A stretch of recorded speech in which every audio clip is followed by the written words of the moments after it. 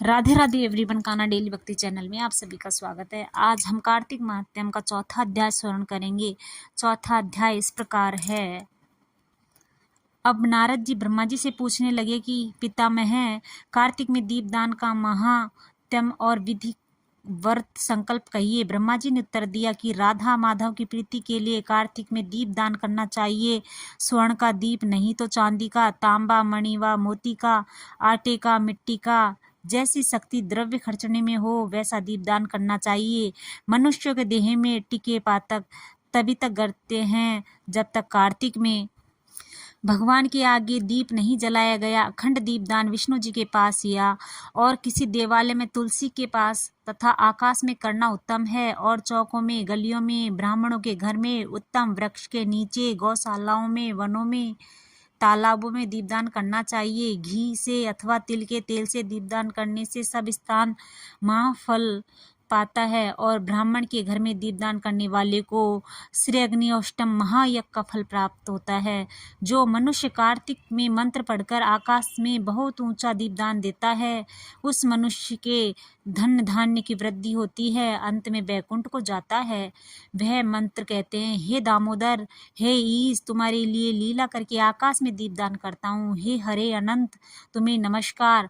पंडित लोग कार्तिक में मथुरा में विशेष कहते हैं, और प्रयाग में माघ को विशेष कहते हैं। गंगा के तट में वैशाख को विशेष कहते हैं। और हे नारद, तुला के सूर्य में, मकर के सूर्य में, मेष के सूर्य में प्रातः स्नान, हविष्यान्न भोजन, ब्रह्मचर्य पालन, ये सब नियम पापों का नाश करते हैं। और दूसरे स्थान में पूजित भगवान मुक्ति देते हैं, पापों का नाश करते हैं। जैसे सूर्योदय में अंधकार, वज्र से भी भय से पहाड़ नष्ट होते हैं। जैसे गरुड़ के भय से सर्प, पवन के झकोरे से मेघ, तत्व ज्ञान से दुख, सिंह से भय हरिण, वैसे मथुरा दर्शन से क्षण भर के पाप नष्ट होते हैं। मनुष्य श्रद्धा युक्त मथुरा को देखे तो ब्राह्मण को भी मारा हो वह भी शुद्ध हो जावे, दूसरे पातकों का क्या गिनती।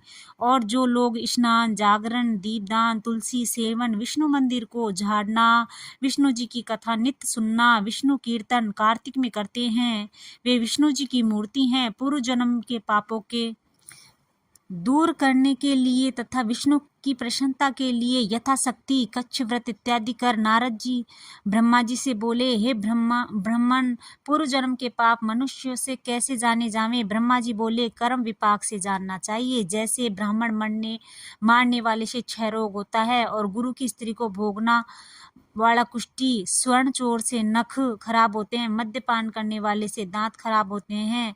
जैसे पूर्व जन्म में किया पाप रोग रूप होकर बाधा करता है, सो दान, तपस्या, कच्छ व्रत इत्यादि से उनका वारण करे। अब कच्छ व्रत कहते हैं एक समय खाने से, कच्चा अन्न खाने से, और एक उपास से पादकृच कहा जाता है। इससे तिगुना प्राजापत्य व्रत कहा है। और हस्त भर अन्न भोजन, 3 दिन सायकाल भोजन और 3 दिन प्रातःकाल भोजन, यह अतिकृच्छ व्रत है। अब दूसरा अतिकृच्छ कहते हैं सायकाल में 22 ग्रास, प्रातःकाल में 26 और नहीं तो 24 ग्रास भोजन करें, और 3 अन्य वर्जित होवें, ऐसा यह अतिकृच्छ होता है। दूसरे भी सुने, 1 ग्रास 3 दिन हर रोज खावें, फिर 3 दिन उपवास करना, ऐसा भी अतिकृच्छ होता है। और सायकाल में 1 और प्रातःकाल में 1 ग्रास, और 2 दिन बिना मांगा हुआ और 2 दिन भोजन नहीं करना, इसको कच्छ क्राच कहते हैं। और 21 दिन दूध अथवा पानी पी के रहें, यह कृच्छ आदि कृच्छ है। और 12 उपवास करके पराग व्रत कहा है। और 4 दिन कुछ नहीं खाना, और फिर सत्तू का भोजन करना, मधु पीना और कपड़ा दक्षिणा दान करना, यह सौम्य कृच्छ है। इसी प्रकार से 12 दिन करना, यह द्वादशाह होता है। तुला पुरुष दान भी करना, और गाय का घृत, गोबर, दूध, दही, घी तथा कुश का जल पहले दिन खाना, दूसरे दिन उपवास करना, कृच्छ शांतपन कहा है। और 3 दिन गौमूत्र पीवे, 3 दिन गोबर खाएं, फिर 3 दिन दही और 3 दिन दूध, फिर 3 दिन घी जब खावें, और यह मास शांतपन सब पाप नाश करता है। ऐसे ही अति शांतपन व्रत चांडाल आदि को भी शुद्ध करता है। और गूलर, कमल, बेल, इनके पत्तों व कुश का जल, यह सब हर रोज पीने से उन कृच्छ व्रत होता है। और 3 दिन व्रत करके पूर्व लिखित वस्तु का काढ़ा पीवी, जो पूर्ण कृच्छ होता है। और तपाया दूध, घी, जल एक एक कर हर रोज पीवी और एक उपवास कर, इसको तप्त कृच्छ कहते हैं। और जल, दूध, घी, तिल यह तपाका 3 दिन पीवे, एक समय स्नान करें, यह भी तप्त कृच्छ होता है। प्रमाण कहते हैं पानी 8 तोले, दूध 12 तोले, घी 4 तोले पीना चाहिए। और कार्तिक शुक्ल पक्ष में चतुर्थी को उपवास करके भगवान का पूजन करे। और उपवास करके मनुष्य उस रात्रि में जल में स्थित हो, ये जल कृच्छ करके पवित्र होके विष्णु लोक को जाता है। कार्तिक शुक्ल पक्ष में सप्तमी को का जल, अष्टमी को दूध, नवमी को दही, दसवीं को घी खावें, फिर एकादशी को उपवास करे। ऐसे पैतामह कृच्छ करके दिन में विष्णु जी का पूजन करें और 3 लोक से पूजित वैकुंठ से प्राप्त होते हैं। कार्तिक शुक्ल पक्ष में षष्ठी से 3 दिन केवल दूध पीवें, फिर नवमी से 3 दिन एकादशी तक उपवास करें। ऐसा महांद्र कृच्छ व्रत करे तो दुर्लभ उत्तम वैकुंठ में जाता है। 3 दिन अन्न खावें और फिर 3 दिन तक उपवास करें, जब तक भीष्म पंचकाव्य वैष्णव कृच्छ व्रत होता है, जो मनुष्य प्रतिपदा से लेकर 5 दिन दूध पी के रहे और फिर 5 दिन खाली दही खा के रहे, एकादशी को उपवास करे, द्वादशी में भगवान का पूजन करे, तो वह भास्कर कृच्छ व्रत होता है। इसके करने से मनुष्य श्वेत द्वीप में रहता है। और शुक्ल पक्ष में प्रतिपदा लेकर 1 ग्रास बढ़ाना और कृष्ण पक्ष में 1 कम करना, अमावस्या को कुछ नहीं खाना चंद्रायण व्रत में विधि है। अब ग्रास का प्रमाण कहते हैं 1 ग्रास 2 तोले का होता है, जितना मुंह में अच्छी तरह से आ जावे ऐसा ग्रास पवित्र व देह शुद्ध करने वाला होता है। और कृष्ण पक्ष के आदि में 3-5 ग्रास भोजन करके पक्ष समाप्त करे। जिस किसी तरह से 240 ग्रास 1 महीने में भोजन करें। भोजन करने वाला अथ पंचगव्य विधि, गौ का मूत्र, सफेद गौ का गोबर, पीली गौ का दूध, नीली गौ का दही, काली गौ का घी, नहीं तो सब कपिला गौ। जब ऐसी नहीं मिले तब कोई भी रंग की गौ का, ऐसा पंचगव्य विधि है।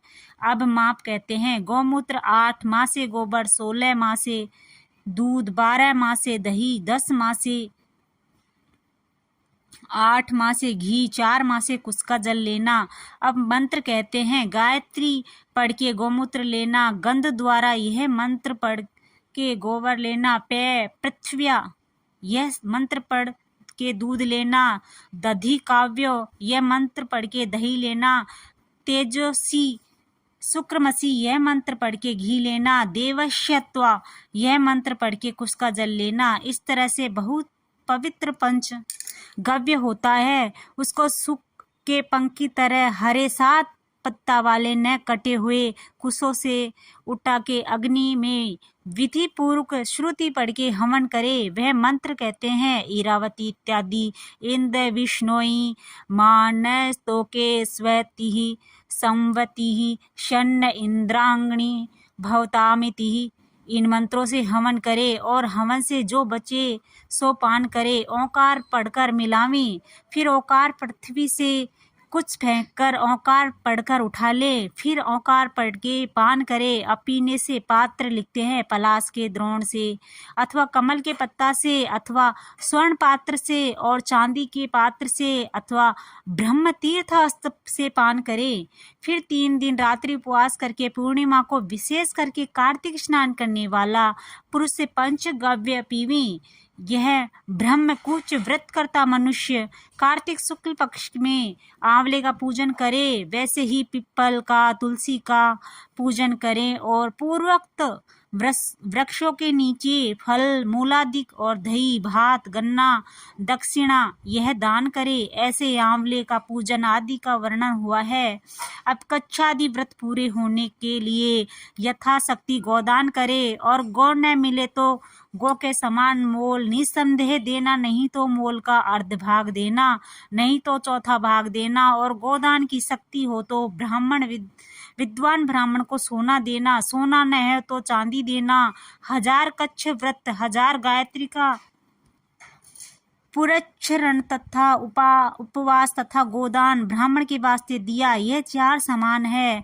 एक दिन रात के उपवास को प्रजापत्य उपवास कहते हैं। अब किस व्रत में कैसा गोदान देना उसे कहते हैं प्रजापत्य व्रत में 1 गोदान देना, शांतिपन व्रत में 2 गोदान देना, पराग में अतिकृच्छ व्रत में 3-3 गोदान करना, और गृहस्थ होवे चाहे वानप्रस्थ होवे चाहे सन्यासी होवे सबको यथाशक्ति चंद्रायण व्रत में 8 गोदान देना चाहिए, नहीं तो 3 और कृच्छ व्रत करने वाले लोग सुखपूर्व वैष्णव परम पद को प्राप्त होते हैं।